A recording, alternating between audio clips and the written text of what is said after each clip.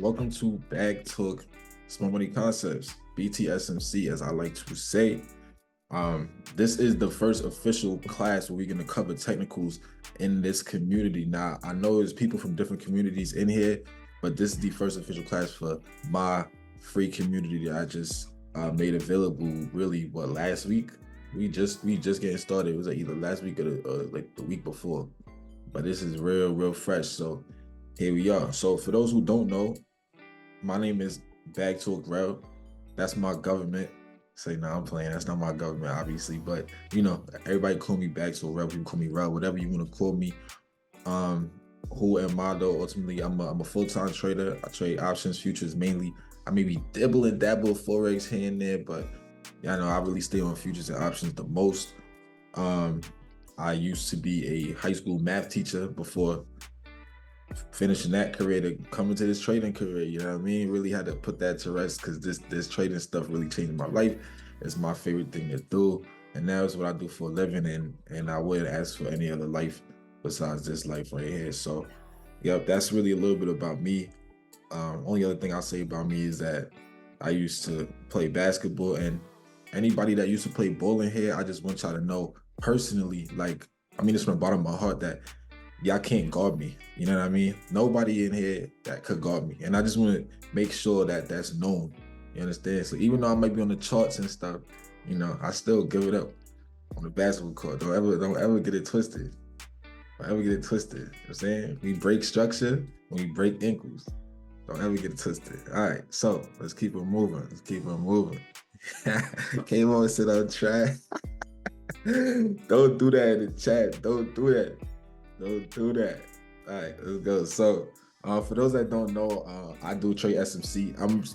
This is like brief intros. We don't get into the charts right after this, but I gotta do this because this is our first official class, people. So, just to make this clear for everybody, what is SMC? It's called Smart Money Concepts. It's a style of trading, certain style of trading.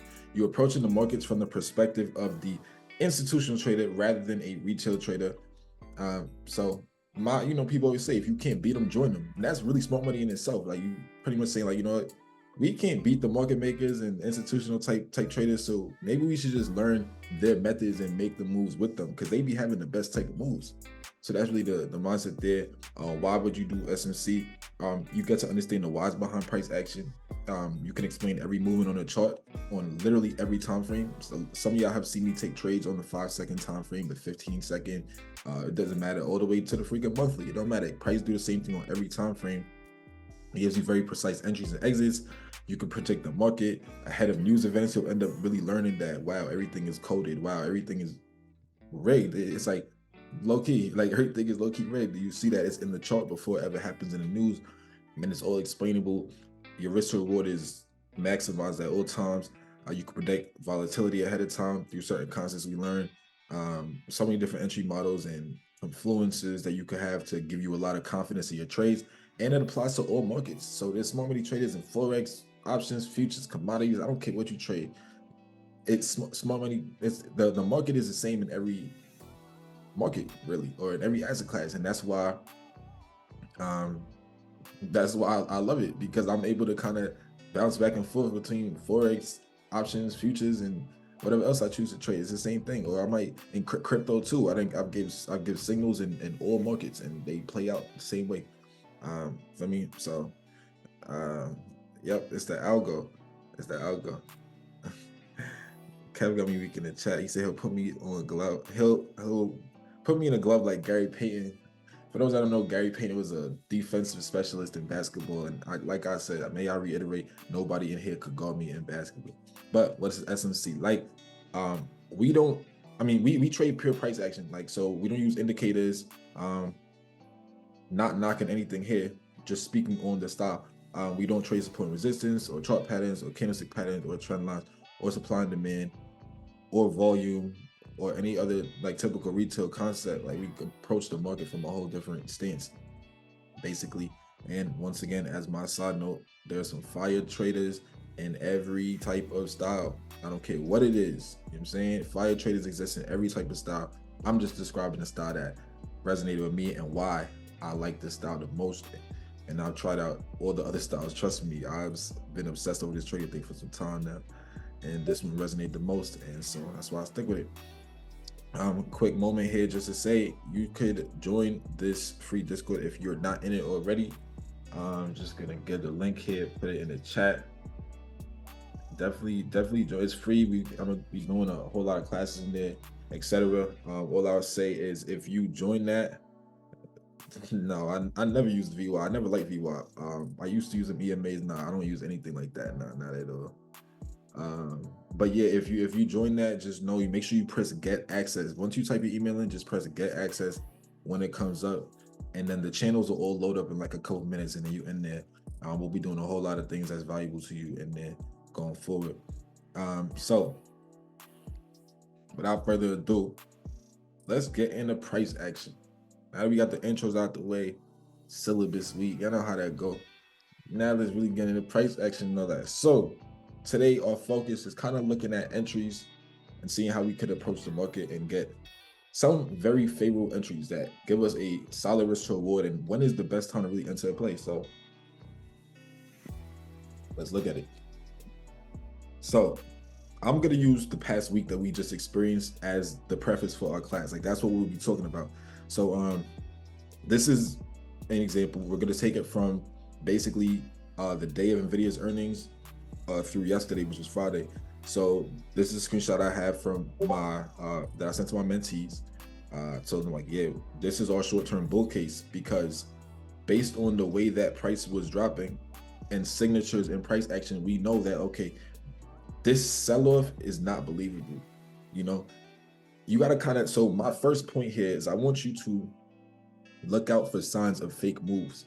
What does a fake move look like? Well, when the market has a objective, right? When the market is approaching a buy side objective or a sell side objective, which means literally it's approaching a high or it's approaching a low, basically, right? Yo, believe me, that thing moves quick.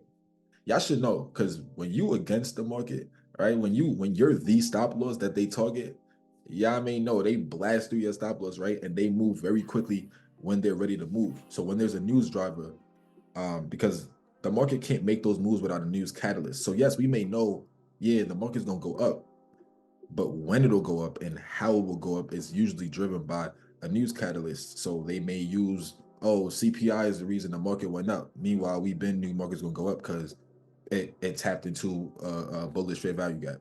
Right? So there was a reason why we know what's going up.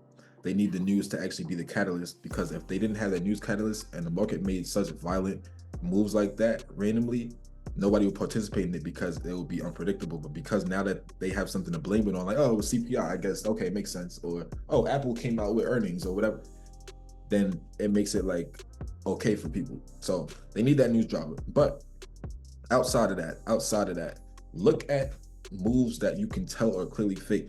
How would that be fake to you?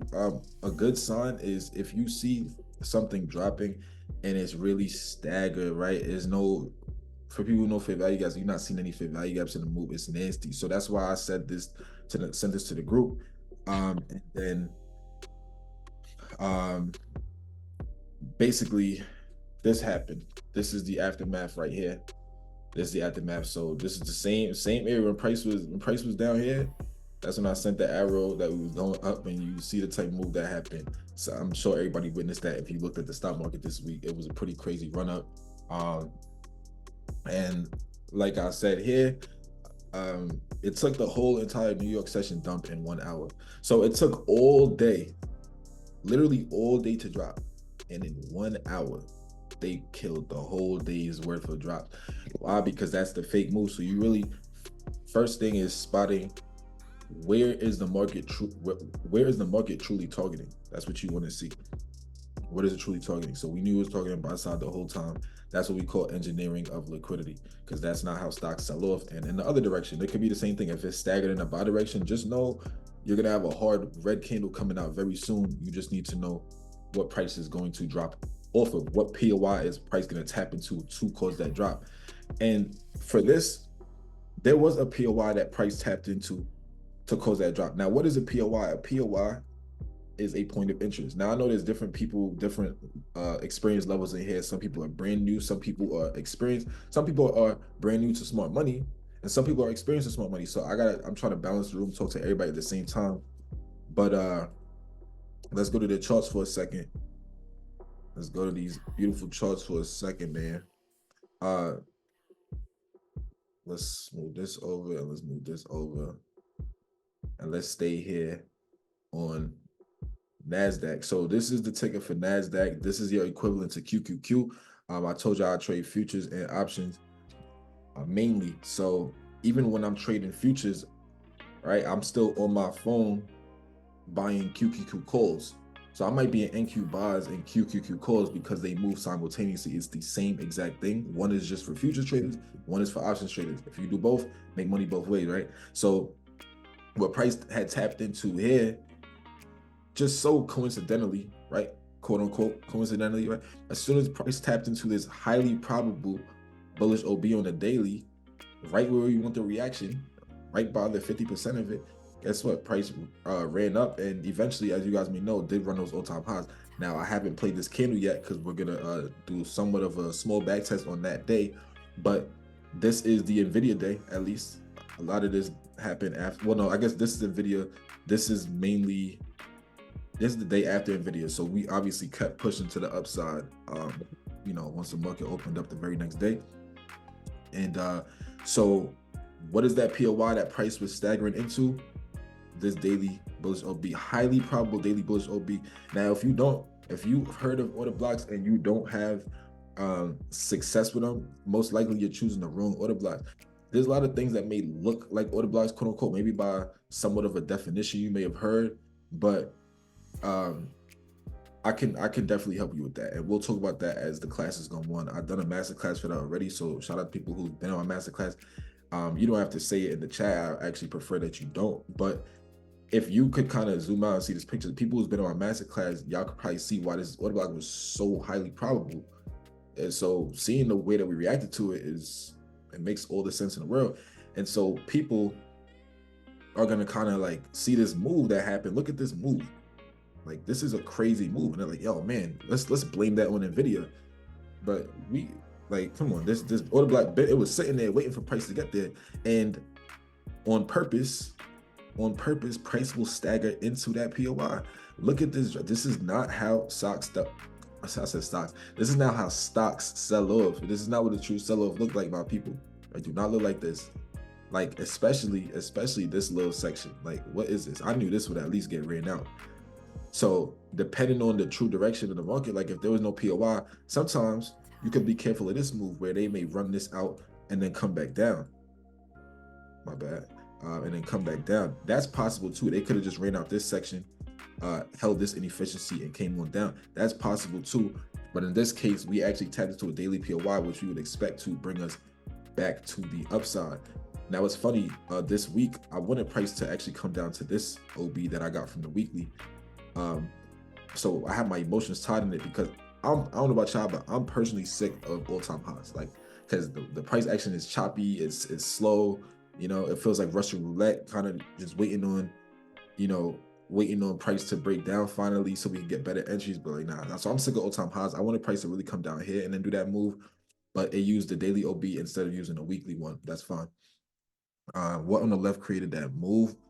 I'm not. What do you mean by one on the left created? You talking about like this? Because this move that we just popped out of, you talking about this? This is based on the fact that price tapped into this order block. So price is kind of on the way there. This is sitting for us waiting, and price staggers into it. Of course, finally taps into it. They're gonna blame this on NVIDIA's earnings, but it's just something that's been in the charts already. And so think about it, right? If you tap into an OB, what is your target? Now, people. The target, first of all, are the highs. If you tap into an OB, you want to come to your recent high. So first of all, target hit. And some may say, is it really target hit? Because we didn't run those highs yet. Hey, who watched my Instagram reel where I talked about looking to target the highest bodies? That's the safest target. So we're gonna actually look at, my phone. Yeah, I'm on a daily now. Yep, I'm on a daily now. So we're gonna actually look at how we could have made money coming into this right here. So Hold on, let's go back to the slides for a second. Let's go back to the slides for a second. All right, so remember, I'm literally showing. I just showed you what happened. We did tap into that red area that said RB, but I'm just showing you that. You see, I'm timestamp here telling my group same thing. I'll show you the trade we took here to get us at an RB, and we'll talk about the entry for it. I got you. So, you know, this trade went over 70 points. Actually, went closer to 100 by the end of the story. But yep. So now let's go ahead and get back to the charts. So remember, the whole point was, as price is approaching this we know price wants to come to the red area. So what's our first lesson so far? We learned peep fake moves and learn where the market really truly wants to target. Based on the way we were dropping, we knew the market didn't really want to target anything lower. It really had a buy side objective. And low key, when we didn't create a SIBI here, for those who know what a SIBI is, when we didn't create a SIBI here, that was also another indication that downside ain't the real move. And then you'll notice once I play the next candle, we just created a BTSMC though. So that tells you a lot in itself. I know some of y'all don't know what that stuff is. It's okay. I gotta talk to everybody in here at the same time. Now, let's see. So where was that trade? It was the 5 minute. So me personally,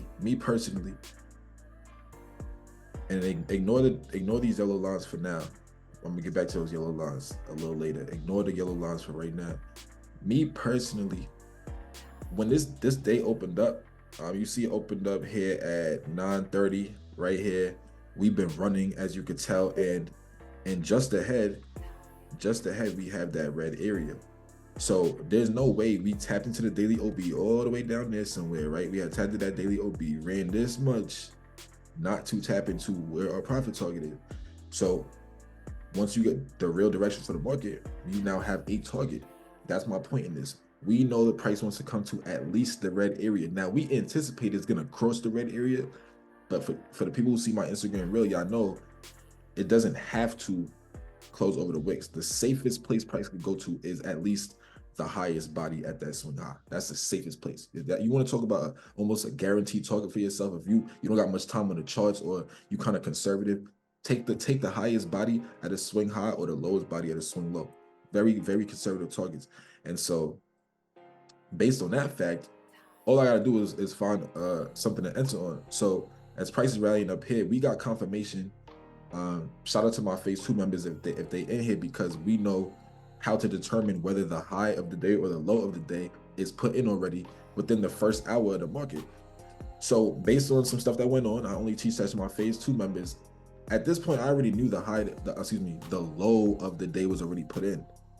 So at this point, I'm just looking for things that I like that's bullish at this point for me to enter on. So I enter on this in options. In options, I entered here and I rode this wave all the way to the very top. And I'm timestamped literally telling my people to sell right here. We sold at the top. Like, so this was a nice move to catch on options, as I can imagine. Now let's talk about a different entry, the entry that I showed y'all earlier. When price was right here, this is where I got it on futures. So you know where price wants to go. All you need to know is what does price retrace for. So anytime you see red candles coming out on a bullish move, you have to ask yourself, what does price retrace for? I got a question that said, what time frame do you execute your trades? I usually get in on the 1 minute or the 15 second the most. But right now I'm about to show y'all how I'm about to use a 5 minute point of interest to get me to a daily target. But I entered on the 15 seconds. So I'm gonna show you all of that right now. So just peep what I'm saying, right? Actually, it's better that I do this low key. So as price leaves this area, I can't explain this concept right now, but just know that we now have a balanced area. So I know that at this point, there's no reason for price to come back. There's no reason for price to come back ahead. That area is a balanced price range. So there's no reason for price to come back down there, not when we're so close to our buy side objective. So all my POIs that I'm looking for personally is in this general area. So it could either be this highly probable OB, or slash and it could just be simply this bullish fair value gap. Now we will talk POIs and the best things that price retraces for in future classes. I can't cover everything. I'm giving you an overview in this class right now. So one thing that price retraces for is fair value gaps. Here's my disclaimer. For people who've heard of fair value gaps, or you're gonna look it up and look what it looked like, bro, I'm telling you right now, it's very deep. It's a deep topic. My mentees know it.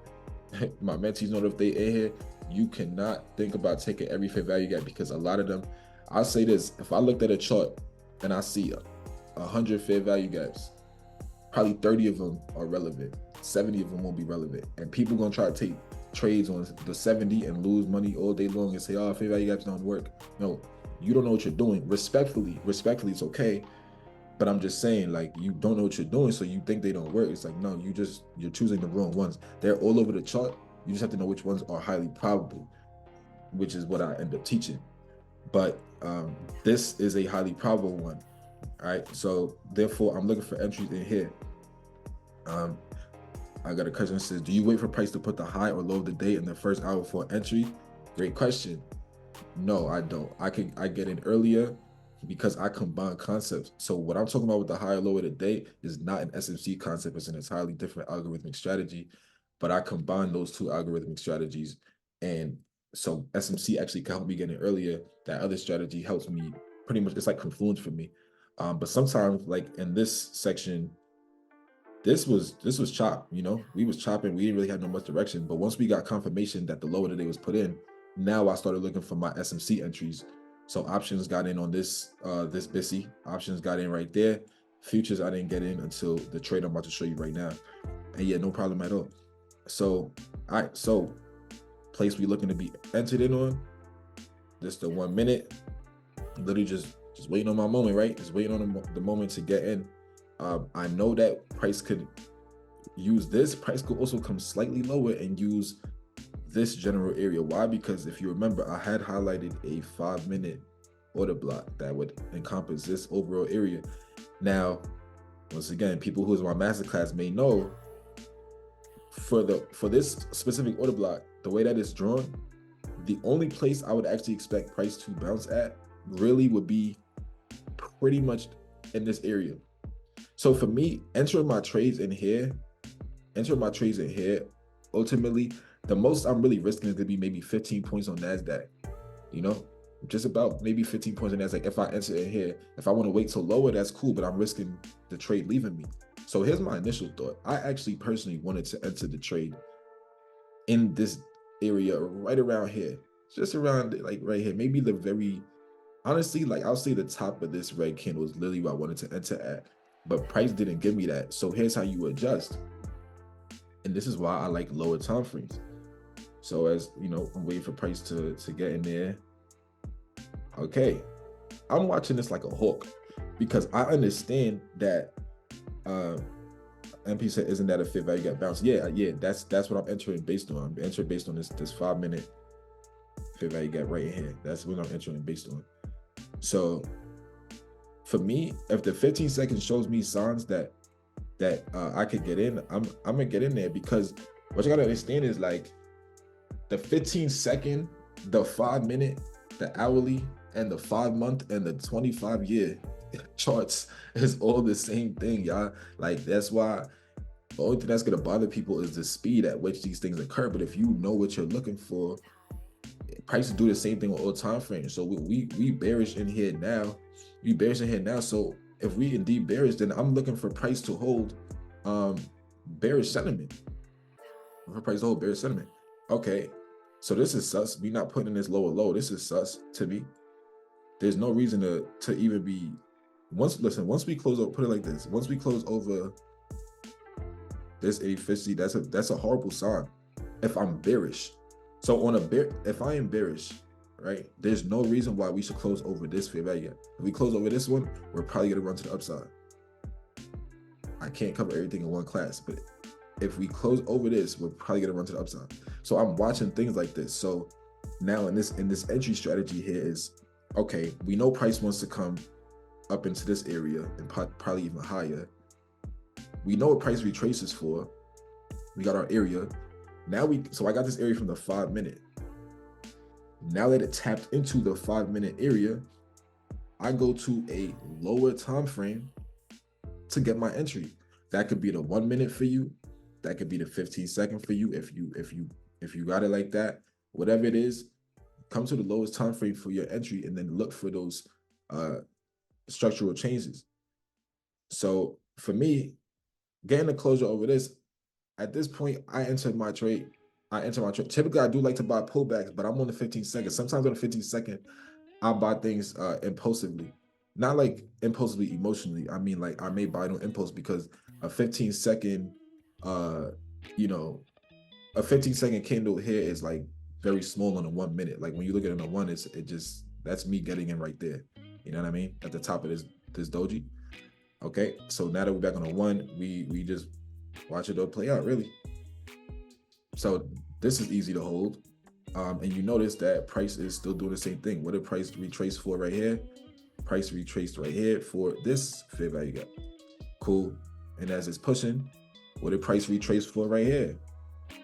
Man, that's crazy. Would you look at that? Another fair value gap. Interesting. Oh wow, would you look at this? What did price retrace for right here? What DJ Khaled said? Another one. Target hit.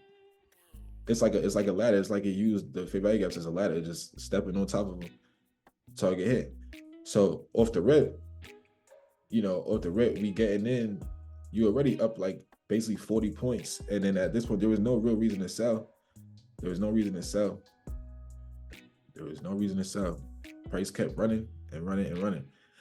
So the overall message you can get from this so far is you get real direction. Actually, I want to actually take a step back and let's really realize what happened. And this is what I mean by price is fractal. I could have told you this is a 1 minute chart, and guess what? I'm gonna do the same technicals. Oh, price retrace for what? The order block. This order block is supposed to take us to the highs. Okay, cool. We came really close to the highs. Now I'm on a 5 minute, right? We came really at this point in the market, right? We didn't touch the red area yet, obviously. So you need just something to enter on to get you to that target that you got from a bigger time frame.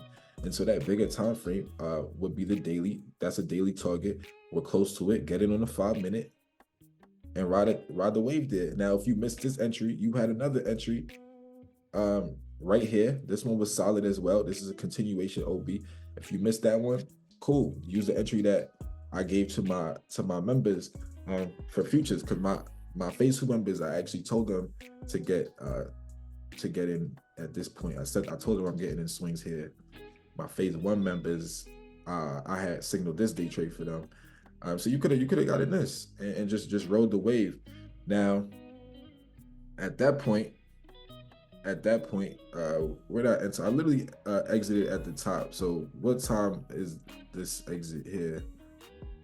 28. Yeah, I exited right here, literally at the very top, and then price dropped for the rest of the day, and then the day closed. So honestly, this is literally a perfect trade. I ain't gonna fuck. We got in here and we exited at the tippy top at 228. And that is in here. 228. Took profit. Right there, 228. So that's that. Now let's look at another trade. But first, I'm gonna ask if you guys have any questions before we even continue. So a question in here so far says, did you explain the significance of your yellow lines? No, I didn't. I got you right now. That's the next part. We're gonna talk about those in a little bit. Any other questions though? Y'all could come off mute if y'all want to. Y'all could write in the chat whatever y'all want to do. Rose, the reason for my exit, I got you. Got you right now. So my reason for this exit is time and price. Time and price, and just kind of looking at the movement. So for me, I just felt that the market. Oh yeah. Also, I looked at QQQ. So QQQ had pretty much to the tick touched this all-time high, and then price was playing. Like price wasn't blasting through. Like if we approaching all-time highs, I would expect price to blast through it, and price is playing around. That's it. And then we're also at the 50% of this overall red area. Now this red area is a POI in itself. hear me clearly, this red area is a POI in itself. So in this case, it would technically be a bearish POI. It doesn't mean that I'm bearish. I just know that it can give us a little reaction, just like it did. And we actually went lower, and then we ended up breaking all-time highs eventually on Friday. This is a Thursday's price action though. So being that we got to the 50% of this POI, I was cool right there. And thankfully, the price ended up breaking down. So I did sell at the top. It didn't have to though. I want to be clear. Price could have easily go ahead and ran over the red area, because I'm not bearish or nothing like that. I was just protecting my profits. I had made a good amount of money here, getting in, where was it at? Down here on options and riding it all the way up there. And then also like futures getting in down here and riding the wave as well. So I was just protecting profits, but it happened to be the top. I guess price really just wanted that 50% of this POI. That was me. That RB is a POI I could talk about a different day. What are my stop losses? I got you. Good question. I thought maybe I didn't say that, and so thank you for reminding me. Stop losses are based on this overall area. So when I got in here, it was based, actually it's cleaner to show you on the 5-minute. Give me a second. Let me go to the 5 for you. So my stop loss is based on this POI. I need bodies to hold this inefficiency. I'm giving it room to trade into this one, because this one is also decent as it's in conjunction with this OB right here. So this is decent right here. So you can say like 89, right? What is that, 989? And if I'm getting in around let's see 1803-ish, then what is that, like 14 points? So just call it 15 points. So I risk about 15 points on NASDAQ. Hoping price will use this overall area. I would have stopped. I personally don't need to see price come down and lose the low. I know a lot of people teach it like that, where they say, hey, you know, if you take in an order block play, for example, because once again, price could bounce in the fair value gap, which it did, or price could have come down to the actual order block, which it did not. So there's two different things I'm using for entries here. You can get in on the fair value gap, which is what I got in on, and it played out. But price could have went a little lower, so I could have experienced drawdown in here. Price could have came down here, then bounced. But the thing is, for me, I know that if we're bullish, price will react right in here. If price is coming down this low, it's gonna run these lows, and if it runs these lows, most likely it's gonna end up coming into this overall area again. So I don't even need to experience this whole drawdown. So for me, based on certain signatures that I know about, like price action, I actually talked about this in the masterclass as well. For those that was there, my reaction is supposed to be in here. Anything outside of this, I'm good on it. I don't need to see us lose the low for me to cut my trade. Cool.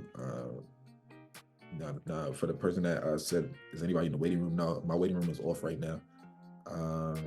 And that's a lot. In futures, 15 points in futures on NASDAQ. That's a lot of points on ES. That's not a lot of points on NASDAQ. No, it's not. Not on NASDAQ. Like if you have, like, let's say you did micros, like, and you have one contract. If you have one contract, 15 points is the equivalent to $30. Like it's 30. It's $30. People, that's it. So that, no, it's not. On ES it is, but 15 points is not a lot on NASDAQ. So yep, that's that. I'm trying to think what else. Yeah, okay, so where we was at? No more, I guess no more questions. I'm gonna move on from here then. All right, so did we go back to the slides yet? Let me make sure.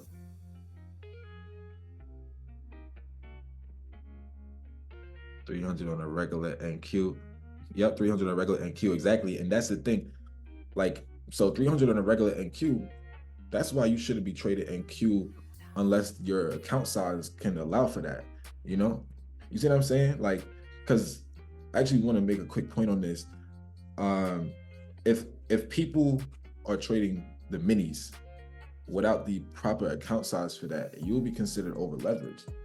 You understand what I'm saying? You guys have to take plays that allow your trade to breathe. Like I took a very standard small fair value gap order block play there from the 5-minute. And if your contract can't withstand that, a 15-point drawdown on NASDAQ, you're probably over leveraged. You shouldn't be trading NQ. You know, like, so let's say that's $300 on NQ. And your account looks at 300 as like, whoa, that'll kill me. Yeah, it's probably should size down and mess with micros instead. You know, yeah, exactly. Like 50 said, because it pulls back a lot. Yeah, it's because it's price action. You know, price is gonna have to pull back to go higher, things of that nature. So everybody, especially people with eval accounts or funded accounts, whatever, and this and that, it's like everybody want to get into the minis. But yo, you're actually over leveraging, and that's not smart trading. So me, especially as an educator, I always am gonna tell people to be smart as traders. I'm not gonna have people in here gambling. So yeah, if you can't take if a 15-point stop loss seems like too much money for you, you need to size down. You need to size down, because man, if I could, matter of fact, let me actually find that. I want to make a quick point on this real quick, because this is very important. Because we could talk technicals all day, but if our risk management is not where it's supposed to be, it's gonna be, we're gonna struggle. So this is Thursday at 12:50. Thursday at 12:50. Thursday at 12:50. Thursday at 12:50. Let's see some. Thursday at 12:50. The same candle. Okay. So that's the equivalent of taking a play here at 37.09 with a stop loss at 36.68 on QQQ. This is your play on QQQ. So you're risking, what is that? 32 plus 9, 41 cents. You're risking 41 cents on QQQ. If you can't risk 41 cents on QQQ, I'm putting in perspective for my options traders, because y'all may not, this is your equivalent on options, 41 cents.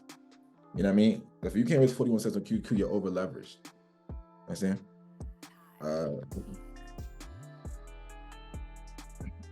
Yeah, so you say that the relation about no, I didn't mention anything about the RB yet. I just have it there but I didn't like explain it, no.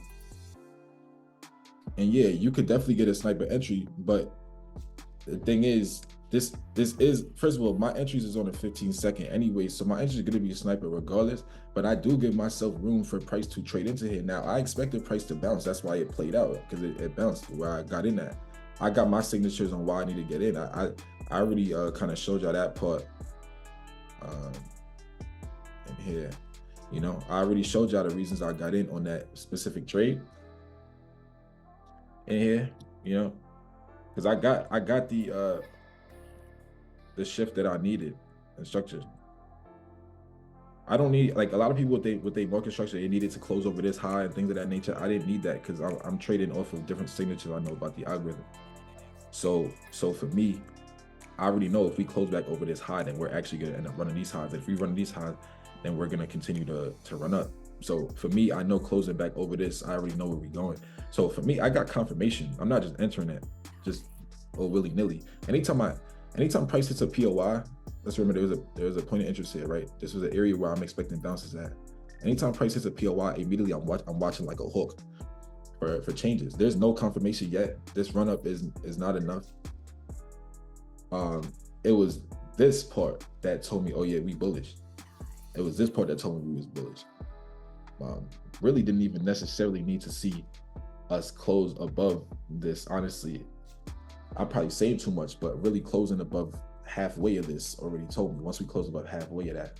But like, so my entry is sniper regardless, and it's based on confirmation, but I just know that it's based on this 5-minute POI, which is once again only a 15-point stop loss on NASDAQ, 41 cents on QQQ. Oh yeah, only enter on pullbacks, definitely. Only enter on pullbacks. But we kind of, hold on, I want to move on because I don't want to get too far off topic. Yeah, I don't want to get too far off topic. Because we got some things to get into. I don't want to keep that here all day. But I do like the questions and I love the dialogue, especially when we're talking like risk management, because it's so important. Please stop messing with minis if your account can't handle it. Really got to be careful. And y'all should know, if y'all know me, I know I'm saying that out of love. I'm saying that because I really want everybody to succeed. And like, I don't care who you are. I don't care who you are. You could be the freaking best sniper, technical analyst in the world, bro. If you don't leverage your account properly, if you have bad risk management, you're not going to last long in the game. You're going to have some fire trades here and there. Yeah, I promise you, you're going to be net negative by the end of that story. You need to enter trades with the proper sizing at all time. Real talk. So, yeah, my fault. Not that. We actually supposed to be on the charts. We back on the charts. I thought I had to go back to the slides. We back on the charts. So back on the charts. Let's go. Let's kind of get into the next day. We're gonna trade this next day together. We're gonna trade this next day together. So now at this point, what is this? Thursday at 2 o'clock. Let's move this on. I went way too far. I'm dead. I went way too far. What you call it? There's a 4 hour we moving mad fast. I'll be like, oh yeah, hold on. So basically, we know all-time highs is right there, right? Y'all might remember that we had all-time highs here on NASDAQ. We ain't run yet. I'm done with that RB. We don't need that. At this point, I'm looking for all-time highs. I did tell my group, yeah, if we're gonna run all-time highs, we're gonna end up using this from the 4 hour to get there. That's something we literally was just learning this in class earlier this week. We're gonna end up using this to get there. That's highly probable. Now, I did not personally play the run-up, but I'm gonna show y'all how maybe you could have played the run-up if you kind of had that POI. So price is doing whatever it do. Actually, let me kind of speed this up a little bit to when it taps in. Okay, so price taps in. Just look at like different entries you could have. So once again, you have a point of interest. You know where price wants to retrace into to end up taking out that all-time high over there. That stuff. The RB is a POI that I'm not like talking about that POI today per se. I was just showing y'all that it's a target for us though. We wanted price to go there at least, you know, and price went there. So that's how we handled Thursday's price. Yeah, that was Thursday. That's how we handled Thursday's price action, taking price into that RB. Now we about to discuss Friday, how we could have traded Friday. Now that Friday has a place to bounce on, we know price wants to come here. Notice that the 1 minute is bearish into this area. You could wait for the 1 minute to go bullish. You could wait for the 5 minutes to go bullish. Based on the fact that, honestly, we got this from the 4 hour, right? We got this from the 4 hour. The place where we expect price to bounce from, we got it from the 4 hour. Based on that, you probably want to maybe see the 5 minute go bullish for you. A great indication was price closing over this. Great indication. Now you have a smart money trap. I go into detail about that on my mentorship. This last move down is a smart money trap based on what price did with this. So cool. But I'm not saying you have to necessarily enter there, but I'm just saying this is good. What you're seeing here is now good. I don't like any entries in here so far.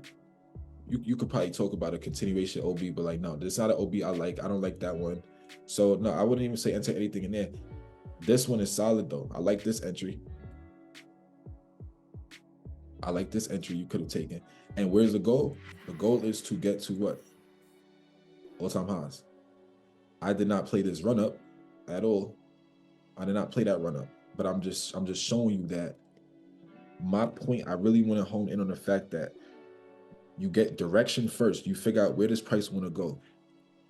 So if price wants to run all-time highs, it will use this red area in order to run all-time highs. It's very simple. Price retraces for very specific things. Very, very specific things. All right. MP said, looks like it bounced on a trend line. Maybe, you know, there's different ways of trading and stuff. I don't use trend line. I don't really see a trend line here though. But, you know, maybe, like I said, I don't really use trend lines though. So, but maybe, you know, there's so many different confluences you could use. For the way I trade, I just know that if we are going to run to all-time highs, this is extremely high probability for us to use this to run all-time highs. You know what I mean? So when price comes in here at this point, you need confirmation on lower time frames. Maybe someone could have found their way in this lower section, but I didn't like this lower section. Notice that I like the part where we start creating those fair value gaps, right? For people who know what fair value gaps are, if you don't, and you're very new to smart money and stuff, it's okay, y'all. Like, this is an overview, and I'm trying to talk to everybody in here. I'm gonna have classes where I get way more basic. I'm gonna have classes where I get way more advanced. But we're kind of getting a little overview right now. You know, I got so many different types of people in the room right now. But so yeah, I like when fair value gaps start getting created. It gives me a little more confluence and confidence that we're gonna use, you know, we're gonna actually make it to that target. So we get in here and we start running and we find our way to the target. Target hit all-time highs. Now let's actually look at what happened in the market. We're gonna trade this one together. All right. So this is when I'm looking at the options thing, right? I'm looking at options. So what did I say too? You want to find some signatures and price action that's like suspect to you, right? I know we ran there, but the way I know we got there, right? But the way we get in there was a little bit suspect. And then also you want to look at what we do when we get to highs, right? So we have all-time highs here. If we're gonna take all-time highs, wouldn't y'all think that we would probably like really blast through that thing? You know what I mean? Like really blast through that thing. But we get there and then we start doing what? We start consolidating. That's not really how we running like highs like that. You know what I mean? We actually we use this. This is nice. This is a nice bounce. If we was bullish for real, this would have held. All it did was get us back to these highs, and then the price started dropping off. So that's extremely suspect. That's extremely suspect. So at this point, my eyes is open, and I actually had told my group, which I'll show y'all in the screenshot eventually. I did tell my group, like, something I'm watching today is for price after they run the all-time high. I said it before they even did it, because we knew they was gonna run the all-time highs. That was like not even a question. I said after they run the all-time highs, I'm looking to see if it's just a sweep. A sweep is when you basically come over a high, and then it's just to stop people out and then come aggressively back into that range. So that's what I was watching for. So I'm already looking for that. I'm like, okay, if we bullish, we would really hold this and actually take these new highs. So failing to take these highs right here is suspect. So what else can you look at with entries? You got to look at both sides. You got to look at what bulls are looking at and what bears are looking at. So if we're bullish, you should know that we would actually take those highs. Not taking those highs has your eyes open. So maybe we're actually bearish, right? So now price starts to break down. Okay, now you could kind of see like, okay, we definitely looking pretty bearish, especially off the fact that we didn't even hold this area. You know, I would have wanted this to hold if I was bullish, for sure. It got an initial bounce at the 50%, got an initial bounce, but nah. So when you're bullish, POIs are failing, chances are you're bearish. So get your eyes open. So here we are. Price, oh, beautiful. Price created a whole fair value gap. We learned that. I mean, we love that. Someone said turns to a breaker. Absolutely, it could turn into a breaker situationally. So this is a high probability area right here. But actually, something that I was talking to my mentees about is situationally, we actually would prefer that this remains open. We actually don't really want price to come back into this. It depends on the situation. We talk about those situations that I mentioned. It depends on the situation. So far prices hasn't come back into here. Price is starting to break down. Okay.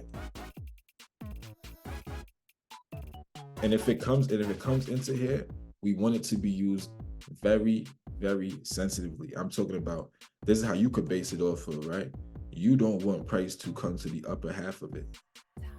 My fault, I tried to draw the thing. You don't want price to come to the upper half of this. You want price to just, if it's going to use that, man, it better like tap that thing and go real quick. You know what I mean? Gotta be like that. And so for me, I personally got in not on this candle. I got in on this candle. I wanted to see it react first, because remember, what's the thing I was teaching my mentees just earlier this week? In a situation like this, and there's more criteria to it, but I'll say one thing. 2 fair value guys came out of it. 2 of them. All right, so I don't want price to trade into the upper half of the top one. I actually don't even want it to touch the top one, but it's okay. It actually did hit, but it touched it. Once I seen it reacting, I got in. So now I'm short. Now I'm short the market. Let's go 4 cons in there. Cool. Cool. Oh, and those areas, by the way, that is a lesson in itself. And that's a lesson I teach my mentees. Remember I was talking to y'all about that 0.2 and that 0.3 thing? Some of y'all might know what it is. You don't really have to put in the chat. Some of y'all might know what that is, but this is a setup that I expect to happen just on Fridays, right? So exactly, Kmart said, what's the target for the short? This yellow line. Yeah, that yellow line is the target for the short. Based on something that I expect to happen on Fridays, certain Fridays. I'm sorry that I got to talk around it like that, but one, that's a topic that I cover in my mentorship. 1 and 2. It's literally a lesson in itself. Like, that's a whole class. So imagine I try to talk about that. We'll be here until Sunday. Like, we'll be here all day. So I'm trying to stay focused on today's topic, which is just entries. So for me, what I'm saying is, with our entries, let's just kind of give a quick recap of what we learned so far on entries. Look for suspect moves. If you see staggered moves, chances are that's not the real direction. Some staggered moves, not the real direction. What else? Something we learned. We also learned that price retraces for very specific things. When you learn what those things are, which we will in future classes, when you learn what those things are, when price touches them, bro, go to a lower time frame, look for a market structure shift, and get in to ride back to the upside. In a bullish example. What else did we learn? We learned that when you get your targets from a higher time frame, and then use your lower time frame to support you there. So, like, for example, the all-time high target we had, wherever it was at, I think I erased it already, but we had an all-time high target of like something right there. We had used some 5-minute entry or whatever to get us there. So it's an all-time high. So this is a daily target, a weekly target, whatever you want to call it. But we're using a 5-minute to support us there because we know price wants to get there. You know what I mean? So let your lower time frames support you to your high time frame target. So that's what we covered so far. And then now we doing this trade together, where another thing we notice is once we get to the target where we're expecting acceleration, price is slowing down. And so this is starting to look like a sweep. It was actually down here somewhere. It's starting to look like a sweep, which it ended up being so far. I personally don't think it's going to hold. I think we're going to end up running an all-time highs again this upcoming week, but that's a separate story. But just for Friday, once again, a Friday setup I have is that I would expect us to come back to this yellow line. That's an algorithmic strategy in itself. It's based on something that the algo tends to do. Okay, now, outside of that, what's something else we learned? We learned, look at both sides, man. If he was bullish, this would have held. This fair value gap would have held. If you were bullish, this order block would have held. So when none of them held, and then you see a bearish thing holding like this, guess what we are? We probably bearish, right? All right, so let's see if price could break down. I'll tell y'all when I got a little nervous. I think I got a little nervous when price started to come back to this high, because typically I would wanted to leave this area aggressively and run these lows immediately. So when price started to come back up here, I was nervous in my trades. I didn't like that, but obviously it's not like I got stopped out or nothing. Oh, let's talk stop losses. My stop loss is if we get a body over this white line. So if I'm entering here at 088 and my stop loss is at 099, that's about 11 points on NASDAQ. We don't have to go back over that again, right? That's like maybe $22 with a micro, if you in one contract with a micro. So, yep. That shouldn't be a lot for you on leverage. So this is your little risk. I'm on a 1 minute. This is what you're risking from here to here. Nothing much to mind you. Matter of fact, let's go ahead and draw that. What am I saying? It is a short position thing. Let's say you get in here and you trying to take it to the yellow line minimum. Then your stop loss is right here. Y'all can see the risk parameters. You know what I mean? Y'all can see the risk parameters right here. Risk reward ratio. Says 9.39, right? So we got a 9-to-1 on this. This is obviously the risk reward is there. So let's ride this trade. Yeah, and that'd be the thing with all trades that I try to take as good risk or reward. Because even the one earlier we talked about that was a 20-point stop loss. Where did I take to? That trade was over what 80, 90 points by the end of the trade. So I risked 20 points to make 80 or 90. I take it. You know what I mean? I'll take it all day long. All day long. All my setups are gonna end up being like that because I always have higher time frame targets. So my targets are typically far away from me, and I always take low time frame entries. So my stop losses are typically close to my entry. So I could lose 5 trades in a row. My 6th trade will make everything back. You know what I mean? So that's the way I tend to trade. And so price is breaking down. Now, can anybody point out a POI that you guys see that should potentially hold price? Can anybody point out a POI that you may see that could potentially hold price right now?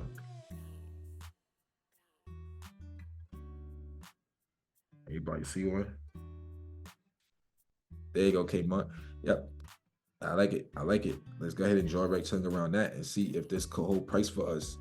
I like it, man. I think it's solid. And I see Mr. Jarvis said bearish fair value gap. Yep. You got 2 things. You could either be held with this or price could come up in the here. So if you had missed this entry and you wanted to get in, maybe you could maybe try to get in right here. And so then maybe this is your entry.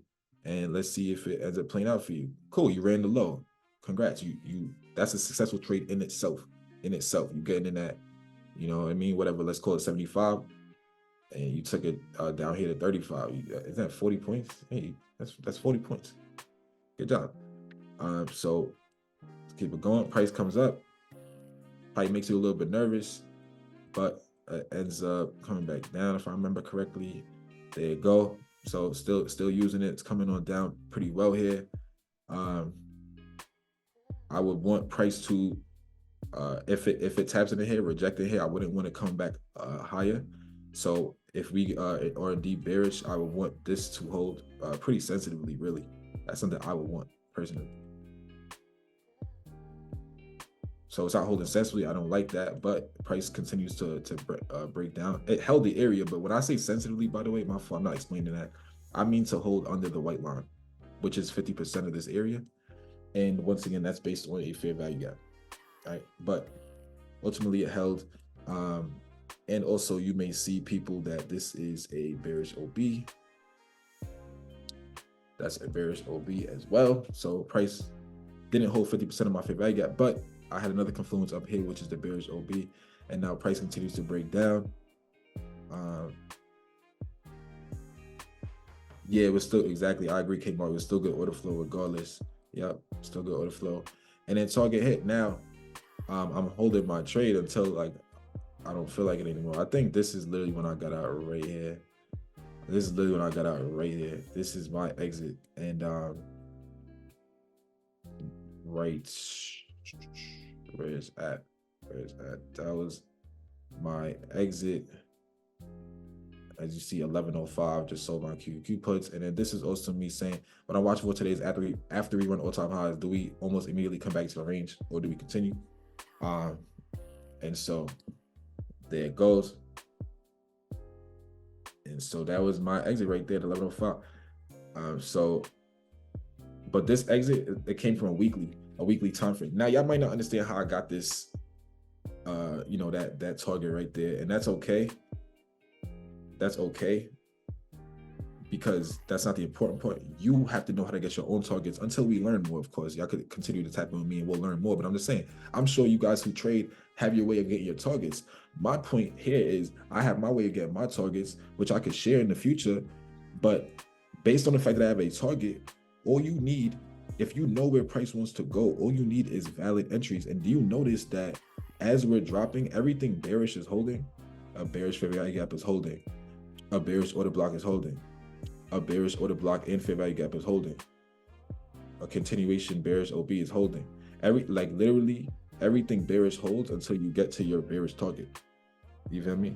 And what for this strategy here, the reason is there's 2 yellow lines here, because algorithmically we're expected to close the day anywhere in this area. So I didn't expect much more downside. That's why I got out here. Once I seen the first sign that price might turn around, I just got out. I protected myself. So that's why I got out at 1105. I just protect myself. Man, low key, y'all. Was that the low of the day? We're about to find out. It was. Let's see. I'll go to the 15. So let's just say it was around this area. That was pretty much. I don't think it really. I think it went lower. I think it went lower at 4 o'clock. Not even actually. It didn't even run those lows again. I'm dead. So like I got out at the bottom, thank God. And you see that price did close between these yellow lines. That is something algorithmic. And thank you, Fiddy. Appreciate it. And you say nice risk management. It's funny you say that because sometimes for me, I find my emotions getting caught up. Like if I be hitting my targets, and sometimes I just want more. And so I don't always take profits when I should. You know, I don't always take profits when I should. Now I'm gonna make money, but sometimes it's like, say I wanted to exit here and then this move came and it's like, dang, we invalidated, you know, let's look at it like, oh man, we invalidated this 5-minute fair value gap right there. You know what I mean? Like once this happens, like, oh shoot, I'm trying to, whoa, okay. Yeah, like once this gets closed over, then I'll be like, all right, never mind. I wanted low. I wanted to get to the other yellow line. You know what I mean? Like trying to, you know, you want a little more in your trade, and then I end up taking the profits here instead of taking it there sometimes. Because I'll wait for that last bearish tool to get invalidated. You know what I mean? Like I'll be like, maybe price will reject here and then come on down. But nah, when price comes above here, then I have to say, oh, all right, fine. And I don't get as much. So yeah, this was a great exit for me on this one. I like this exit. This was good. It ended up being really the low of the day for real. So, but my point here for y'all is to have a higher time frame target. It gives you a better, gives you better risk to reward plays, because if you're getting it up here and you're taking a play all the way down here, you're gonna make a good amount of money with that. You feel me? The question is, so now that target was hit, how do you transition to the next move to determine direction? You don't have to, because it depends what you want to play. So when I got out here, there was actually in my head, I said we probably could keep dropping, but I'm gonna get out here to be safe. So you can say in a sense, it's like I almost got lucky that was a low of the day, because I was about to feel FOMO if we kept going down. But I was like, because of what I learned, price is expected to close in between these two lines. So I'm getting out right in the middle. I'm chilling. I'm chilling on that. So when price comes up here, I'm feeling good. I'm like, dang, I got it at the top. Now, here's where I gave a little bit of profits back. People. Don't you ever get it twisted. I gave a little bit of profits back because it ended up being a chop day. Anybody who's in the market yesterday knows that the whole afternoon was chop. So I was trying to play the drop off for a couple different reasons. I think I was playing on ES though, if I remember correctly. But dropping back down, I was trying to play this move, but the movement was dirt. Like it was nasty, man. Like if y'all could kind of tell, this movement is not clean. Like it's going down, right? But it's not clean. And so kind of playing in here a little bit, took a couple little plays. I try to keep my stop losses be close to my entries, but it's based on the chart. My stop losses are based on the chart, but I typically in here sniping on the 15-second and a 1 minute, and you could kind of see what was going on in this price action, right? And mind you, this is not even lunch. This is actually post lunch. This is after 1 o'clock, and it was looking like this. Yeah, I gave back a little bit of profits in this price action. So yeah, stay out of chop. So honestly, there was nothing else to enter after this was the cleanest move of the day. The initial drop. If you missed this drop, it wasn't really much more to be said for the rest of the day. It was nasty. It was nasty. That chop would be done for the day at 4 p.m. So remind me again, what time frame did you pick your target? 15 minute, 1 hour, 4 hour. In this specific trade, this is a setup based on the weekly. So yeah, without like saying too much, it's like I'm expecting us to come back into this area to close the week. Understand? To close the week, I'm expecting us to come back to this area. So for me, based on that higher time frame target, once I peeped that we was going bearish on Friday, which is what I'm expecting, right? Then I just played the move down into that, and then I sold. So for me, yeah, it's a weekly target. It's a weekly target, but it's a 1 minute entry based on 1 minute bullish things getting violated. Bullish fair value get violated. Bullish order block violated. Bearish fair value gaps respected, okay, I'm routing it to my bearish target. You feel me? Cool. And so actually ask me more questions. Do you have any more questions real quick before we continue? We almost done. We almost done. I have any more questions before we continue? Real quickly.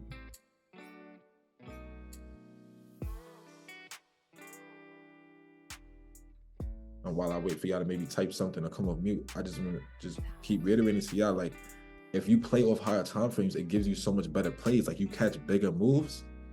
You catch bigger moves because you know where price wants to go. Price will always go to where it wants to go in a higher time frame. We know the 1 minute and the 5 minute and things like that could kind of play with you a little bit, but they're playing with you en route to an hourly target, en route to a 4 hour, a daily, a weekly target. So play those time, let those time frames give you direction. So it's the same thing as when we was looking for price to take these all-time highs. We were looking for price to take these all-time highs, and price is sitting right there, right? Price is sitting right here. You waiting for it to take all-time highs. Okay. Well, you're saying if we're trying to get to this top yellow line, if we want to get to the top yellow line, how could we get to the top yellow line? Is price going to just go straight there? Maybe. It happens. But if you're a person like myself who likes to buy pullbacks, you're asking yourself, if I know we want to run all-time highs up here, what could we use to get there? Well, you learn certain POIs. You say, well, typically, if we're going to run that, then we're going to use this one to get there. So you're waiting like a hook for price to actually tap into that area. So you wait for that. Price taps in. Now that price gets there, what are you looking for? What are you looking for? You're looking for confirmation on these lower time frames, based on it being a 4 hour POI. See how big this area is? This is a 4 hour POI. I don't recommend you using the 1 minute when you're tapping into a 4 hour point of interest. I recommend maybe the 5 minute, letting the 5 minute give you some confirmation before you get in.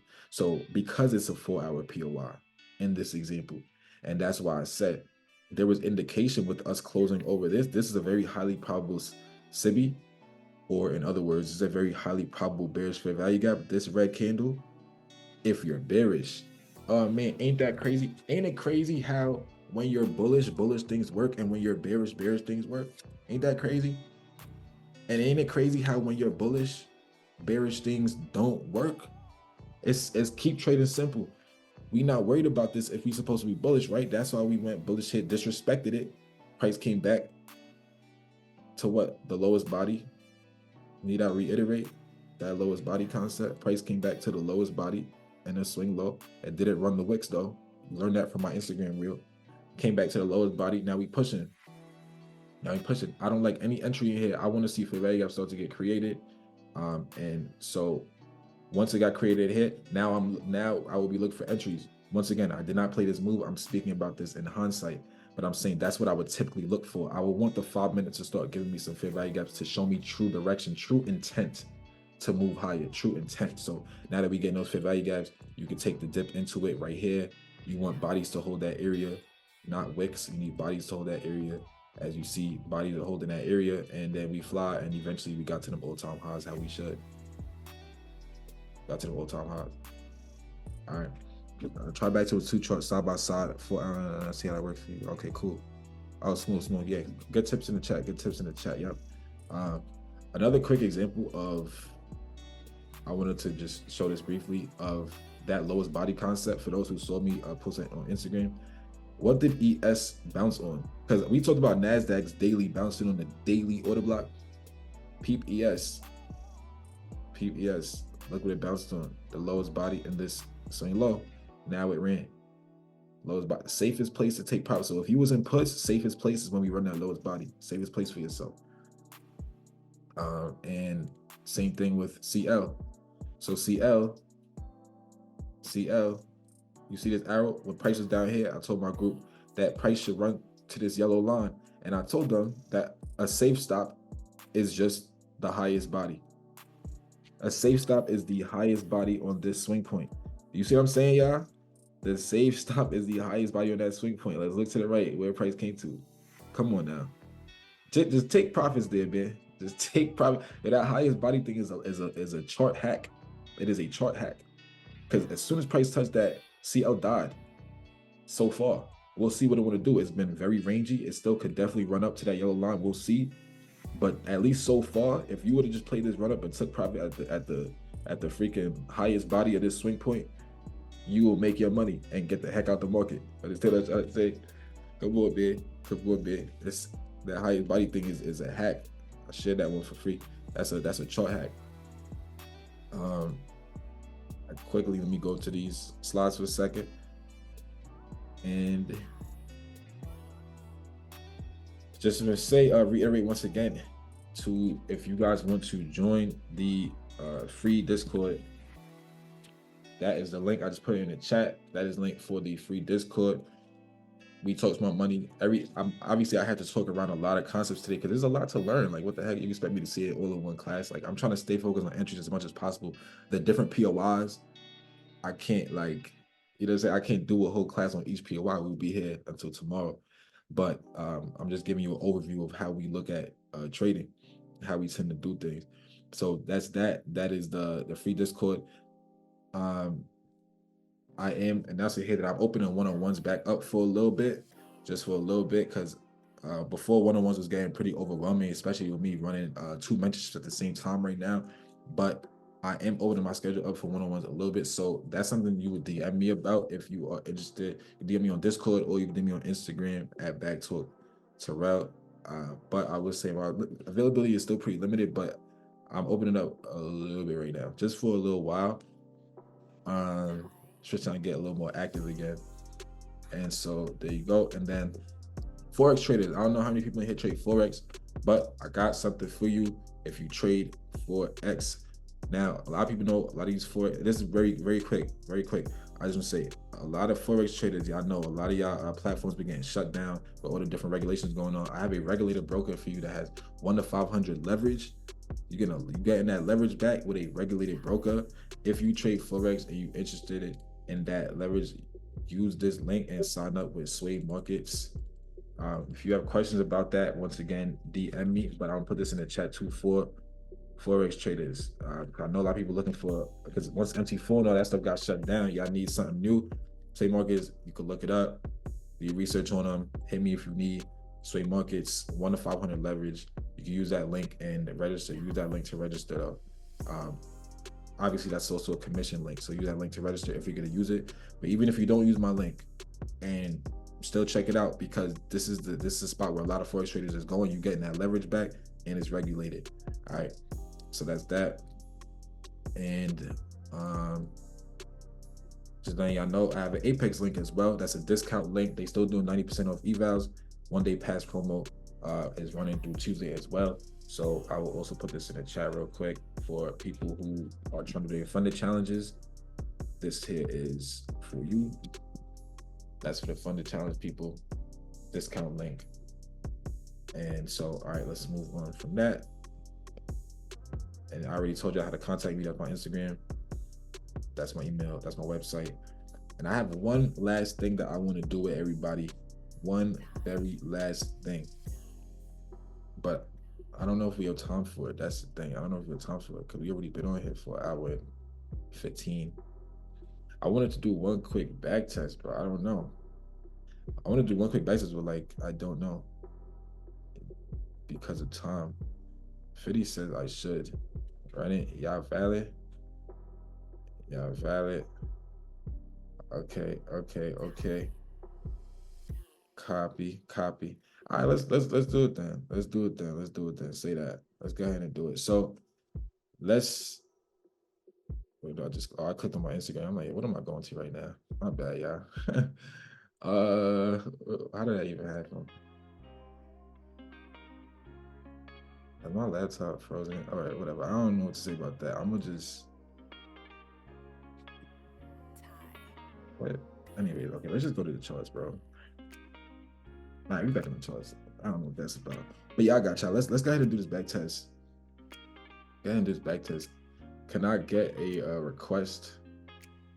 Can I get a request? Let me do copper. Yeah, we could do copper. I actually like that. I'm glad you said that, low key. I'm actually glad you said that because I've been trying to trade more futures tickers than just ES and NASDAQ. Because people, we had all-time highs, and that's so annoying to trade because you know I like POY, so I need price action to the left. If there's no price action to the left no more, there's a lot of patience that you're gonna need to trade, and you can't have the best target. So I've been looking for other futures tickers to trade. So I'm actually glad you suggested copper. Thank you for that. I'm glad because if Coach Alexandra's still in here, she was actually telling me that I should mess with copper a little more, and I was like, I'm gonna look at it. And it's on my watch list. I haven't never taken a trade on them yet. Yeah, you got to diversify yourselves. So let's go ahead and do that. Let's go to that ticker. I actually had it on my watch list already. I just haven't taken a trade on it. So what I'm gonna do here is I'm gonna bunch the screen up. You're gonna do February 16th. Okay. February 16th. What is that?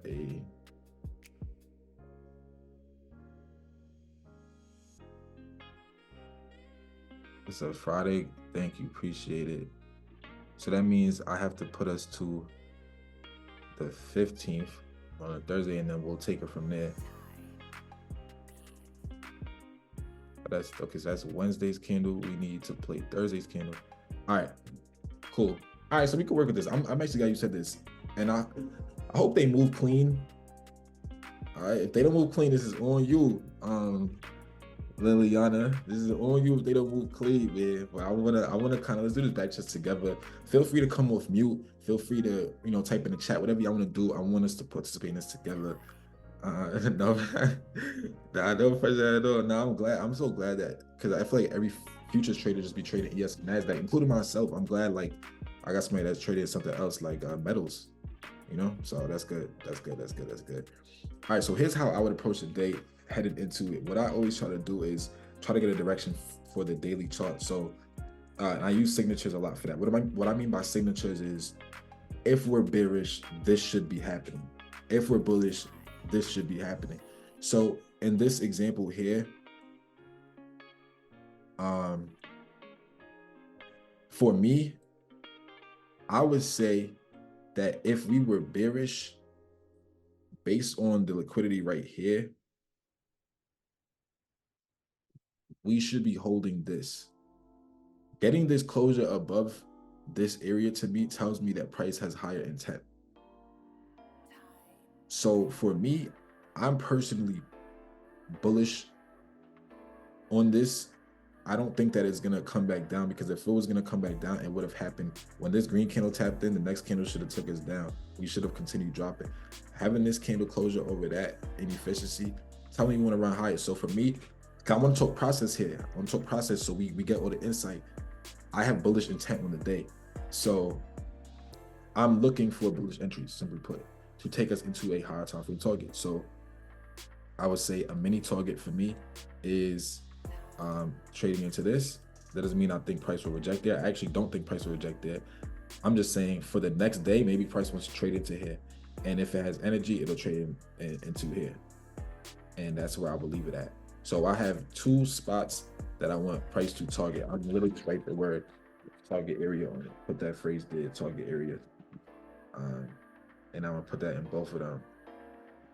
That's for me. Now obviously we have to plan for both sides. I think it's just, I could just simply say, hey, if price wants to go back to the downside, guess what I'm gonna say? The lowest body in this area. I'm gonna look at this.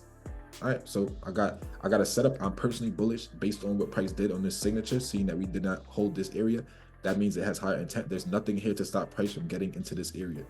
All right, so that's me. I want to trade this I want to trade the London session. Let's do the London session. Let's kind of take it. So first of all, even the 1 hour, I like how the 1 hour looks. It looks really strong. I don't like these highs are too clean. I think price will get to our area. So I definitely like how things look here. This is the end of that day. This is 10 o'clock, 11, 12, 1, 2. So for me, on the London session, I enter the market at 3 o'clock. I don't do anything before 3 a.m. in London. 3 a.m. gives you some great volume and everything that you need. So first of all, our target looks highly probable now. I like that we getting into there. And low-key, price is making the move freaking before the New York session. So I guess that's good, but they're not really letting us in. We'll see what we could do. Let's see what we could do. Could also bounce with the PY below the first target. The PY below it. From the hourly, you probably talking about hourly one. Cause I don't know, maybe we see the same thing. I see a PY here in the 15 though that we could use. Like, hold up, let me see something real quick. Yeah, like we this close to this, and if we run this, we finna run the rest of those. And so based on where price is sitting at, I personally expect price to use this area, preferably the upper half of it. So I actually literally want price to hold the upper half of this area. That's what I want. We'll see what price action does. That's what I want price to use this to take us to this red area. Okay, stop below the bottom wick. I'm not getting in yet, no, because I want price to actually tap in there here. This is buying impulse for me. This is 245 candle. Let's see the 5 minute real quick. Yeah, there's nothing for me to enter on just yet per se. If price goes, it just goes. But like I don't buy on impulse, not on these time frames especially. So 255 is that, and then let's pretty much, I guess, just go to the 1 minute and see if we get price to tap into our POI. If it just goes, we'll find another entry up here somewhere, you know? That's all we'll do. All right, so let's go. All right, so this is the 3 a.m. candle. 301. I'm telling you, 3 o'clock brings a lot of volume right into the market. We didn't actually tap in, so I'm not getting in my play yet. We didn't get into my POI. I don't think price just leaves that open. All right, now that we got into this POI, I'm watching to see price pretty much turn back around. I don't know if I have access to the 15-second or 30-second, but I don't want it to mess the back test up. In this scenario, and I'm gonna answer your question in a second, Kimo. In this scenario, this is where I would go to the 15-second and look for structural shifts to the upside. Because now that we're in here, and I'm expecting reactions in here, in this upper half of the red area specifically, I want to see what the 15-second look like in here. And y'all see how I do it? What we did so far, I'm doing it. It's the same process every time. Higher time frame gave me an area to look for. The 15-minute gave me an area to bounce off of to get me to the daily area, right? 15 POI gets me to a daily target. Now, once we touch the 15-minute POI, guess where I'm at? The 1 minute, the 15-second, the 30-second, those time frames, once we're in the POI. Y'all see what I'm saying? And guess what notice how the 1 minute and the 15, if I went to the 15-second, it probably looks bearish as heck right here. Bearish until it turns around and it ends up going bullish. When it turns around and it goes bullish, the 15-second, I needed to do something like this. I'll buy this right here, and then we can move. That's the process. Thank you, Fitty. And Kmart says, so are you using those as confluence to go long?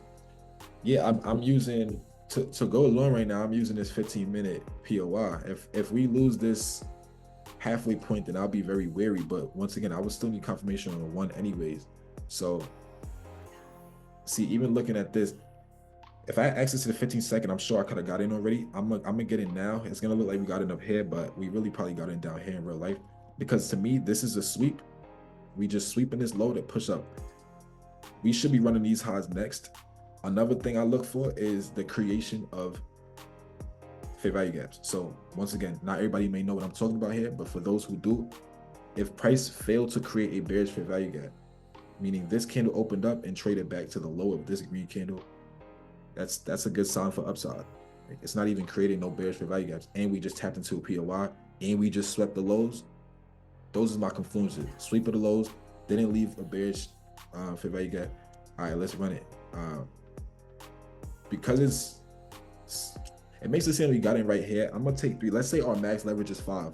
On this whole back test, our max leverage is 5 contracts. I'm gonna take 3 right here. I'm only in with half size based on where I'm getting in at, and let's see what happens. So first candle we trade down. We trading down, but we still holding this area, so I'm good so far. Still holding this area. And once again, in real life, we would have been getting it down here, not up here. So logically in my head, I'm getting it down here, but it's cool. I like this POI still regardless until we lose that area. So price is trading back up. Okay, so we should be running these highs next.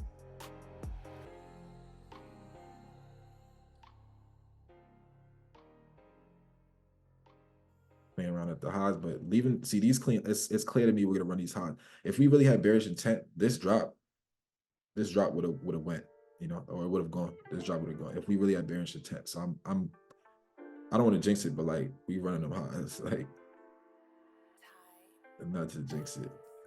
There you go. All right, so you ran those highs, but yeah, you could probably trim here because you got to the highs, or you could say, you know what, I want price to come up in there. We also had those wherever they was at. There was some clean highs over there that we wanted price to target, and that's why I talk about risk to reward, because I may risk, you know, once again, we really got in down here somewhere, so I may risk this much, this upper red portion, but I'm trying to make a move all the way up there. So, you know, once we really leave this area and don't consolidate, I can set my stops break even. Yeah, like price is starting to move now, right? So there's no reason to come back down this low. I could just set my stop to break even. So stop loss break even. Oh, yeah, I'll pay for the fees. Let's cover the fees. All right, so now we got a carefree trade, risk-free trade. And let's see. Cool. Off foot.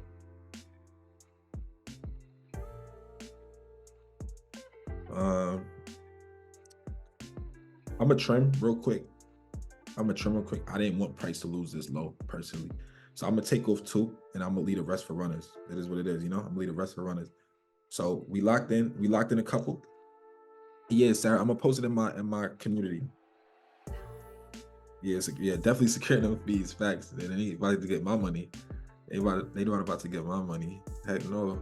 Yeah, see price coming down on us. It might stop me out break even on that runner though. Hey, it's lit. Yeah, it's lit. We out of here. Let's keep it going. Let's keep it going. They're gonna use this one now. So price will probably use this to support higher, right? So run these highs next. Right, so we ran those highs. Prices come back into. I don't want price to revisit this area though. So let's see. Let's see how it play out. Oh, cool. It's lit. We going. We moving. This should hold. So another area that should hold right now, and I'll actually base my runner off of this right now, is if price is truly bullish, we should not cross back below this red rectangle. This is a high probability area for price to bounce off of. If we get to the red, if we have really intent to get into the red, it should not cross that red area. There you go. There you go. Smooth. So you see what I'm saying? Price retraces for very specific things. You see how price held that red area? Price retraces for very specific things, y'all. And when you learn them things, it really helps you hold trades better. So cool. I'm gonna take profits on these. I'm gonna go to the New York session. I'm gonna go to the New York session. Let's lock that in. Let's go to the New York session. So price is making them low key, like we already in the target area. Price is low key wilding already. And thank y'all in the chat. Hope y'all getting value. Thank y'all in the chat. Let's see. So far they killing this area, man. They about to run through the whole thing without us. But that's what we expected though. Like I said, I didn't really think price would reject here. Remember, we got this from the daily, people. Remember, this is the daily target. Daily target. But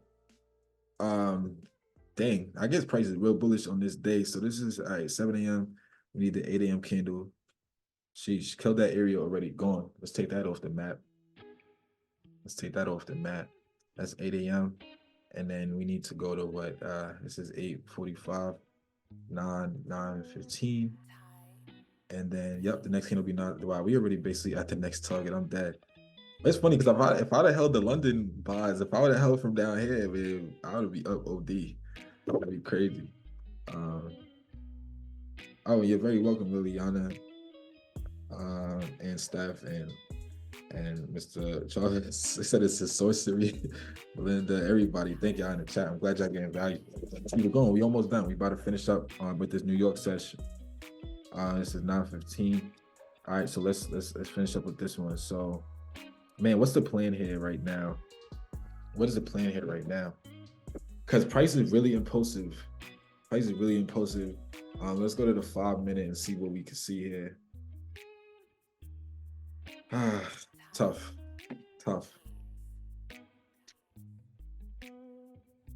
Very tough. Any thoughts, my people? Looking in the chat. Y'all could come off mute too. Like I'm reading the chat. I'm trying to see if y'all got any thoughts, but main thing, like, is there a POI you see, or is there something, or is it just kind of like we gotta like 50 Cent, we made money, go to bed? Nah. Ain't enough. It ain't enough. Let's make more. Let's make more. Nah, it's kind of tough. I say the entries here is a little bit tough. Only thing I could really see. This is a line of defense. I'd say it's a line of defense. We'll really want bodies to hold this inefficiency right here. If bodies go hold this, I feel confident. I don't want. This is just an overall area for me that I want price to hold. I probably wouldn't enter on the touch of it. I feel like I would need price to turn around. I'm gonna look at that as we wait for the market to open. That's kind of my first spot I want to look at. I don't know about anybody else, but yeah, nobody else said anything in the chat yet. So let's go ahead and try that out. So we looking at these couple areas, like your price could literally even bounce where it's at right now. Price could bounce there. So I'm very curious to see what 930 looks like. Let's go ahead and check it out. All right, so price trades through this, taps into this first area. I'm not gonna buy on impulse. I'm gonna wait to see price turn around. Okay, thank God we didn't. I mean, bodies are still holding this area so far though, but we did tap into here. This, if I see a green candle come out next, I'm gonna go ahead and get in buys. I'm gonna get in buys if I see a green candle next. All right, not yet, nothing, no confirmation. No problem, Rhonda. I appreciate you joining. We almost done anyway, so you're not gonna miss that much more. We almost done. Man, it's very tempting to buy. I mean, if I get in now and my stop loss is, I guess you could say, under the red, I'll probably de-risk if we cross back under the white line. So like, let's say I get in 3 right here, right? I'm gonna sell 2 if we come under this white line. That's how I'm gonna do it. All right, I'm gonna sell 2, take those off. I got in 2 buys, so I gotta sell 2 back to get out of those. All right, so I de-risked right there.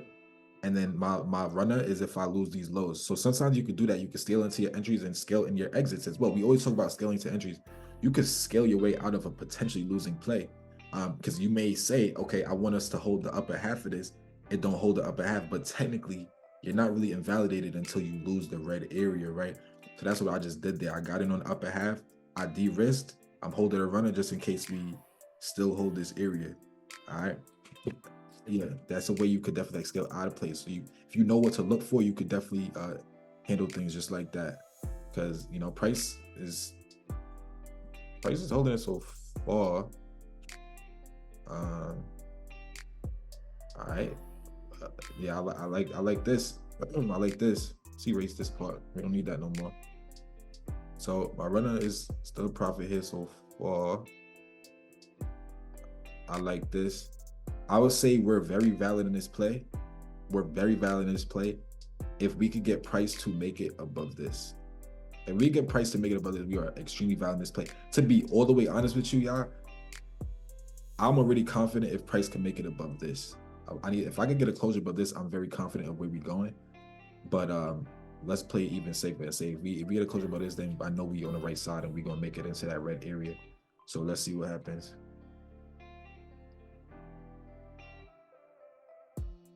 And they consolidate and it's making me a little nervous. Ain't gonna lie. I see prices rejecting this red area so far. A true test is Can we hold this? Can we hold that right now? Let's get it. That's a bullet. So that's bullish sentiment. That's bullish sentiment. Now we up in the head. I like that. Not, but to see you say you see the liquidity at the lows. I'm glad you said that. There's liquidity all over the market. There's liquidity right here. There's liquidity on these highs, these highs, these highs. There's liquidity on the lows as well. There's liquidity everywhere, right? And so for me, it's about what liquidity are they targeting right now? You know, and that's the thing, knowing the objective. And I'm going with the trend, as well as knowing price wants to target this on the daily. So being this close to this daily target, I think this is just a pullback, especially time and price, right? Look at how it pulls back here at 930 just to go higher, potentially. That's the idea here in this trade. So for me, I'm gonna ride the bigger time frame trend until it kicks me off. You feel me? So I know there's a lot of sell side liquidity building up. Guess when we're gonna get that sell side liquidity? When we're attacking a sell side target. That's when we'll come back for these sell side liquidity, when we have a sell side target. Because we have a buy side target, my objective is to continue to approach buy side liquidity.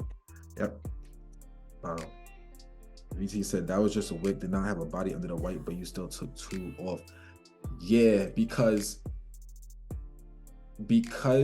I wanted to protect myself. You're right. I really could have waited for a body to come under here. I mean, it eventually did, but even I know I cut 2 right here. I could have waited for a body, but I'm trying to be realistic. In real life, I want the upper half of this to hold. I don't want to wait for a body sometimes. I'll just go ahead and trim my position here and leave the runner for the lows. You know what I mean? Like, in real life, I know myself. I would have took, the minute we crossed under this white line, I'd have just took 2 off. Like, I might be wrong. So, yeah, I'm trying to be as realistic as possible here. And so, let's get it. All right, so this is great signs. I already know where we're going at this point. If we were bearish, bro, none of this stuff would happen if we were bearish. So remember what I said. Look at what's working. Are bearish things working or are bullish things working? So far, only bullish things are really working. So what does that tell you? We have a bullish target. Always look at both sides. All right, so target hit. Now, I could technically sell my runner. What time is this? It's only 10:10 too. I'm gonna sell my runner based on if bullish things continue to hold. Okay, so let's do it like that. Let's hold the runner and see if bullish things continue to hold. Right now, I'll probably keep my runner based on whether or not price could hold this. Yeah, I like this. The price could hold that. Yeah. Until I get a new bullish thing I need to hold. You said when the bullish sentiment happened, why didn't you buy the 2 back? Great freaking question. When the bullish sentiment happened, why didn't you buy the 2 back? I didn't see another entry I liked. That's why. Because see, right now I wanted price to hold for higher and all of that. But I typically buy pullback. So here's where I would have gotten back in with other 2 contracts. I'm so glad you asked that question. I would have added my 2 back if this would have retraced into this. See right here, there's a bullish OB that I would have liked to add my position back in. You know, so if we came back in here, this the upper half of this, not the lower half, price got to react right in here. I would add them back. My average cost would be somewhere in the middle of that, and then I'll ride the trend. But because price just left me, it just kept going. I got to just ride with my position right now. I don't want to ruin my risk to reward, so I'm gonna just ride with my position. But that's a fire question. Yeah, so we hit, we pushing. Let's go. We got smooth. We got to the midline of this to daily target. Price is just pushing. Price is just absolutely pushing. It's lit. We making money. All right, so I'm gonna move my stop loss up. Actually, I could use the thing. Hold up. Let me use that. I'm gonna use the actual thing they have on TradingView. So let's move this stop loss to a stop and profit. Yo, price was bullish this day. Liliana, is that why you wanted to backtest this one? Because price was wilding this day. Price was going crazy. What you call it? All right, so yeah, I will base it on this. The chart is killing me. That's the chart is killing me, Crystal. Nah, they doing their thing. Man, why can't Nasdaq be like this right now? Well, it low key is. I'm chatting. Nasdaq been wilding lately. But all right, so word. So yeah, I'm basing on this. I want this to hold if we want to move higher. If we bullish, this should continue to hold and take us back over that target. If we not bullish, then we probably gonna lose this area. Got a little bounce. They about to stop us out. They about to stop us out, people. The party's over. Party's over. They took it. They took it from us. They took it. They took it, man. They took it. All right, so let's see where price goes. And then, yeah, let's see where price goes.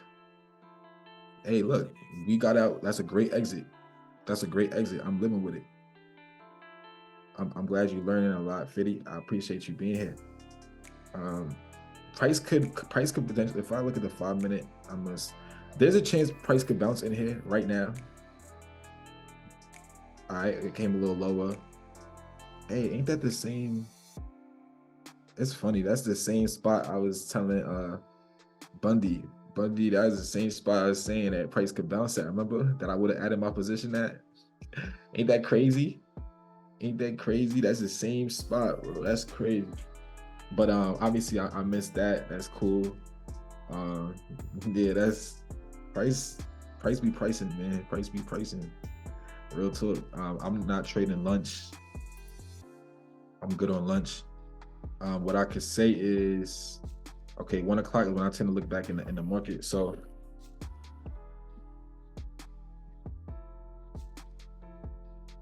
I don't even necessarily feel like I need to take another trade on this back test, because we've done so well on it. I may just talk through it and say, well, we're consolidating. It's nothing that I'm even looking at here. I mean, price definitely started dumping off though. Looks like on this 5 minute. Yeah, the 5 minute. The 5 minute tells me we're probably gonna come to these lows next, or at least probably the highest. I mean, the lowest body in this area. I'm not putting money on none of this stuff though, but we probably at least come to the lowest body in that area. There you go. And then of course it could take the wicks too. I'm just saying safe target is always gonna be that lowest body. It could probably take the wicks too. But based on what happened on this 5 minute, you already know where it's going. So yeah, I'm gonna let the day play out. That's how the day ended right there. Yeah, price went bare. Man, great exit. Look at, yo. Is this a coincidence? I just wanna, man, this is really my last point. Is this a coincidence, people? That was the high. Come on now. Price trades for very specific things. Price trades for very specific things. This is a coding. This is algorithmically coded. Don't ever let nobody tell you no different. This is algorithmically driven. It's all coding. Price trades for very specific things. As soon as it met its objective, dropped off. As soon as it met its objective, dropped off. Literally mic drop. There's nothing else to say beside that. So that's crazy. That's fire. That's fire. Smooth. I'm actually end the recording right there.